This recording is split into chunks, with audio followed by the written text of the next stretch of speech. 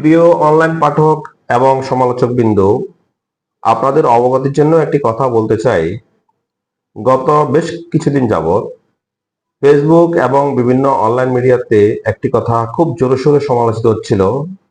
বাংলাদেশের মাননীয় প্রধান উপদেষ্টা ডক্টর মোহাম্মদ ইউনূস সাহেব আমেরিকায় ঢুকতে পারবেন না, অনির্বাচিত সরকার প্রধান হওয়ায় জাতিসংঘে বাংলাদেশের পতাকা উড়ে নাই, উনি ভাষণ দিতে পারবেন না, ইত্যাদি ইত্যাদি।